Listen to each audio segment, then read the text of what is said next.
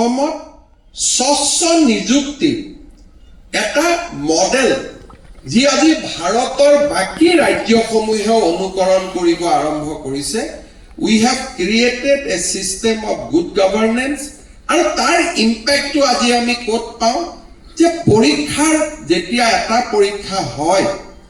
কোনো ছাত্ৰ ছাত্ৰীয়ে মন্ত্ৰী বিধায়কৰ ওচৰত গৈ এপ্ৰ'চ নকৰে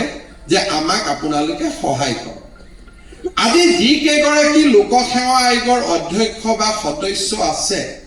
গোটেই কেইগৰাকী কৰবাত নহয় কৰবাত অসম চৰকাৰৰ বিষয়া আছে আমাৰ আটাইৰে লগত ব্যক্তিগত সম্পৰ্কও আছে কিন্তু আপোনালোকে যদি নিজৰ জীৱনত অনুভৱ কৰে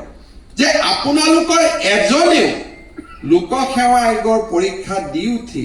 অকণমানো অনুভৱ কৰা নাই যে মন্ত্ৰী এজনক গৈ লগ কৰোঁ এমএলএ এজনক গৈ লগ কৰোঁ বিষয়া এজনক গৈ লগ কৰোঁ কৰবাত মোৰ নামটো কাটি যাব নেকি আৰু যদি আমি চাব যাওঁ আজি আমাৰ ভাইবা ভচি 711 গৰাকী ছাত্ৰ ছাত্ৰী উত্তীৰ্ণ হৈছে 235 গৰাকী চূড়ান্ত হৈছে এই চূড়ান্ত হোৱা প্ৰাৰ্থীসকলৰ মাজতে আমি যদি কৰবাই কোনোবাত এটা বা দুটা নম্বৰৰ যদি আমি বদলাই দিলোহেঁতেন অকল মাত্ৰ ভাইবা ভচি ইয়াৰ মাজত 50 জন নাথাকিলেহেঁতেন বেলেগ 50 জন ইয়াত আহি বহি থাকিলেহেঁতেন কিন্তু আজি যি 50 জনে নাই পোৱা 711 ভিতৰত 235 গৰাকীয়ে পাইছে বাকী 500 জনে পোৱা নাই কিন্তু 500 জনৰ এজনে ফেচবুক সামাজিক মাধ্যম কোৰ্টত যোৱা নাই যে কৰবাত আমাক বঞ্চিত কৰা হৈছে they have accepted যে ইয়াতকৈ আমি পোৱা নাই কিন্তু যি সকলে পাইছে স্বচ্ছতাৰ ভিত্তিত পাইছে এই হলটোত এজনো মুখ্যমন্ত্ৰীৰ আত্মীয় নাই এজনো কোনো মন্ত্ৰীৰ আত্মীয় নাই এজনো কোনো বিধায়কৰ আত্মীয় নাই আৰু কোনেও টকা পইচা দিব পৰা সামৰ্থ্যৱান পৰিয়ালৰ পৰা ইয়াত এজনো অহা নাই অন্ততঃ এছিএছৰ ৰিজাল্ট দিয়াৰ পিছত সামাজিক মাধ্যম বা টেলিভিছন দূৰদৰ্শনত যিখিনি আলাপ আলোচনা হৈছে তাৰ পৰা এইখিনি কথা আমি ধাৰণা কৰিব পাৰোঁ ইয়াৰ মাজতে আমাৰ অৱসৰপ্ৰাপ্ত অধ্যক্ষ চৌধুৰী ডাঙৰীয়াই মোক কৈ গৈছে যে এই 235 গৰাকী ষ্টুডেণ্টৰ মাজতে 10-12 গৰাকী এনেকুৱা ষ্টুডেণ্ট আছে যাক যদি আমি ভালকৈ এনকাৰেজ কৰিব পাৰোঁ অহাবাৰ তেওঁলোকে আইএছও ক্ৰেক কৰিব পাৰিব এই অবজাৰভেশ্যনটো মোক কোনে দিছে লোকসেৱা আয়োগৰ প্ৰাক্তন অধ্যক্ষ গৰাকীয়ে দিছে যে ছাৰ মই যিখিনি ল'ৰা ছোৱালীক আপোনাক দিছোঁ তাৰ পৰা 10 গৰাকীক আপুনি যদি এবছৰৰ কাৰণে ষ্টাডি লিভ দিয়ে ভাল কৰি পঢ়াৰ সুবিধা দিয়ে তেওঁলোকে আইএছও ক্ৰেক কৰিব পাৰিব অৰ্থাৎ স্বচ্ছ নিযুক্তিতে সম্পন্ন হোৱা নাই আমাৰ বিষয়াসকলে আজি স্বচ্ছ নিযুক্তিৰ পিছতো আমি আৰু কেনেকৈ উৎকৰ্ষ সাধন কৰিব পাৰোঁ তাৰ বিষয়ে আজি চিন্তা চৰ্চা আৰম্ভ হৈছে যোৱা 3.5 বছৰত আমি যুৱক যুৱতীসকলৰ মাজত স্বচ্ছ নিযুক্তিৰ এটা স্পষ্ট ধাৰণা কোনেও কাকো এপ্ৰ'চ নকৰে মই অলপ আগতে কৈছোঁ যে মই 150 গৰাকী মানুহ 200 গৰাকীলৈকে সপ্তাহত লগ পাওঁ কোনেও মোক কাগজ এখন লৈ নকয় যে মোক পৰীক্ষাটোত পাছ কৰাই দিব লাগে because that message has gone very loud and very strongly যে আমাৰ নিযুক্তিৰ ক্ষেত্ৰত অসমত এতিয়া টকা পইচা কোনেও নলয় কিন্তু আজি আমি নিযুক্তি পালোঁ নিযুক্তি পোৱাৰ পিছতে আমাৰ দুটা কাম কৰিব লাগে ট্ৰেজাৰীত গৈ আমি এনপিএছৰ এটা একাউণ্ট বনাব লাগে আৰু ট্ৰেজাৰীত গৈ আমাৰ প্ৰথম দৰমহাৰ বিলটো পাছ কৰিব লাগে সেই সময়তে মোলৈকে হোৱাটছআপ অহা আৰম্ভ হয় যে ছাৰ আমাক 500 টকা নিদিলে এনপিএছ নম্বৰটো নিদিব স্বচ্ছ নিযুক্তিৰ পোৱাৰ পিছতে আপোনালোকেও ইয়াত অনুভৱ কৰিব হয়তো এছিএছ কেইজনে অনুভৱ নকৰিব এপিএছ কেইজনে অনুভৱ নকৰিব বাকী সকলে অনুভৱ কৰিব যে ট্ৰেজাৰীত গৈ প্ৰথম NPS নম্বৰটো বনোৱাৰ লগে লগে তাৰ পৰা মেছেজ অহা আৰম্ভ কৰে যে স্যাৰ আমাক আপুনিতো নিযুক্তিটো দিলে কিন্তু NPS নম্বৰটো বনাওতে আমাক 500 টকা খোজা আৰম্ভ হৈছে পিছৰ ধাৰণাটো 3.5 বছৰৰ পিছত আমি যদি স্বচ্ছ নিযুক্তিৰ এটা মডেল আৰম্ভ কৰিব পাৰিছো নেক্সট লেভেলত যে আমাৰ চৰকাৰী কাৰ্যালয়ত ধনৰ লেনদেন নহয় এই ব্যৱস্থাটো আমি ৰাইজৰ মাজত এতিয়ালৈকে ষ্ট্ৰংলি আমি দিব পৰা নাই এটা পৰ্যায় আমি অতিক্ৰম কৰিছো যোৱা 3.5 বছৰত যে এপইন্টমেন্টত টকা পইচা কোনেও নলয় কিন্তু যদি মই এটা স্বচ্ছ নিযুক্তিৰ জৰিয়তে মই আহিছো নেক্সট মোৰ অবজেক্টিভ কি হ'ব লাগিব মই স্বচ্ছতা আনিব লাগিব if I am a product of a spoiled system then I have every right to earn money মই এসময়ত শিক্ষা মন্ত্ৰী থাকোতে কংগ্ৰেছ চৰকাৰৰ দিনত ইন্সপেক্টৰ অফ স্কুল সকলৰ এখন বৈঠক কৰিছিলো মই এজন ইন্সপেক্টৰ অফ স্কুলক সুধিছিলো যে আপুনি ইমান কিয় পইচা লয় তেতিয়া তেখেতে মোক কৈছিল যে স্যাৰ 30 লাখ টকা দি চাকৰি লৈছো সুদত ধাৰ আছে টকা কেইটাটো উলিয়াই ধাৰটো মাৰিব লাগিব 2 বছৰ মই ধাৰটো মাৰি লওঁ তাৰ পিছত স্যাৰ আপুনি যেনেকৈ কয় তেনেকৈ কৰিম and that was the reality পৰৱৰ্তী সময়ত প্ৰথমতে মই বিশ্বাস কৰা নাছিলো পৰৱৰ্তী সময়ৰ কথা বতৰা এইবোৰ যে সত্য আছিল তাক প্ৰমাণো কৰিছে এতিয়া সমস্যাটো হ'ল if I am a product of a spoiled system then মোৰ কনসিয়েন্সত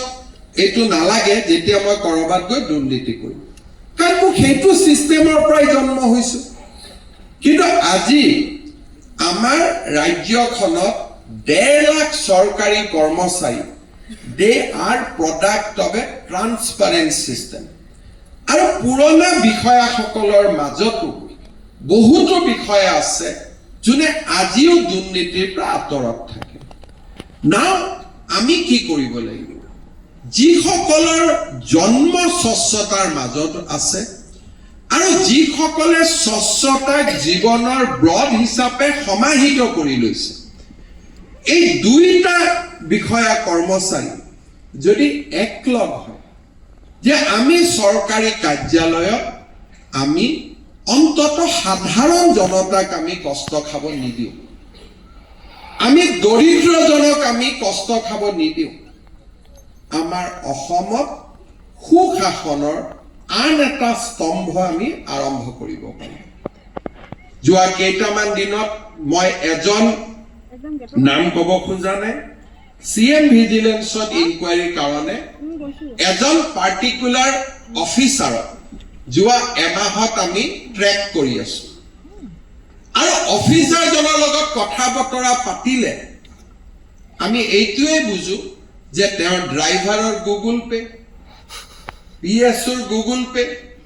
এইবিলাকৰ জৰিয়তে টকা পইচা সংগ্ৰহ কৰাৰ এটা কাৰ্টেল তেওঁলোকে নিৰ্মাণ কৰি লৈছে অহা 10টা দিনৰ ভিতৰত যেতিয়া আমি বিষয়াজনক গ্ৰেপ্তাৰ কৰিম বা নিলম্বিত কৰিম আপোনালোকে নামটো গম পাব মই আজি নাম ক'ব খোজা নাই বাট এই যে ব্যৱস্থা and he is a product of transparent system এইটো নহয় যে তেওঁ বহুত দিন আগত চাকৰি পোৱা যোৱা 3.5 বছৰত চাকৰি পোৱা সেয়েহে আজিৰ দিনটো আমি সংকল্পবদ্ধ হোৱাৰ দিন যে আমি সুশাসনৰ আনটো স্তম্ভ আমি নিৰ্মাণ কৰিম স্বচ্ছ নিযুক্তিৰ পিছত স্বচ্ছ শাসন স্বচ্ছ নিযুক্তি it is not an end in itself it is a means to achieve an end যদি স্বচ্ছ নিযুক্তিয়ে স্বচ্ছ শাসন ব্যৱস্থা এটাৰ জন্ম দিব নোৱাৰে তেতিয়ালে যোৱা অহা 2 বছৰ পিছত মানুহে আমাকে ক'ব যে স্বচ্ছ নিযুক্তিৰ কি লাভ আছে স্বচ্ছ নিযুক্তিৰ কাৰণেতো কোনোটো চৰকাৰতো দুৰ্নীতি কমা নাই গতিকে আপোনাৰ ধাৰণাটো ভুল আমি পুৰণা ৰাস্তালৈকে উভতি যাম there are already discussion আমাৰ সমাজখনৰ মাজত যে আপুনিতো স্বচ্ছ নিযুক্তি দিছে কিন্তু মানুহেতো টকা পইচা লৈ কাম কৰাই আছে গতিকে স্বচ্ছ নিযুক্তি দিয়াতকৈ আগৰ দৰে আমি চলি থাকো এটলিষ্ট পলিটিকেলি আমাৰ অলপ লাভ হ'ব 2-4টা ল'ৰাক চাকৰি দিব পাৰিম সো ট্ৰান্সপাৰেণ্ট এপইণ্টমেণ্ট স্বচ্ছ নিযুক্তি যদি স্বচ্ছ শাসনৰ ফালে লৈ নাযায় তেতিয়াহ'লে তাৰ ৰিভাৰ্ছ চাইকেল এটাও within 5 years it will start and I am worried for that মোৰ কাৰণে চিন্তাৰ এটা ডাঙৰ বিষয় হৈছে যে স্বাভাৱিকতে আমাৰ গণতন্ত্ৰত সদায় একেটা সিস্টেম চলি নাথাকে শাসনৰ পৰিৱৰ্তন হয় ব্যক্তিৰ পৰিৱৰ্তন হয় যোৱা 3.5 বছৰতে নতুন নতুন মন্ত্ৰী আহিছে উপনিৰ্বাচন হৈছে নতুন বিধায়ক হৈছে নিৰ্বাচন হৈছে নতুন সংসদ হৈছে এটা চিন্তাধাৰাক আমি যদি ইনষ্টিটিউচনেলাইজ কৰিব লাগে যে নাও ট্ৰান্সপাৰেণ্ট এপইণ্টমেণ্ট ইজ বিং ইনষ্টিটিউচনেলাইজ ইয়াক আৰু কোনেও চুব নোৱাৰে তাক যদি আমি এচিভ কৰিব লাগে আমি নেক্সট ষ্টেজলৈকে যাব লাগিব সেইটো হ'ল স্বচ্ছ শাসন ব্যৱস্থা আৰু স্বচ্ছ শাসন ব্যৱস্থাৰ লগত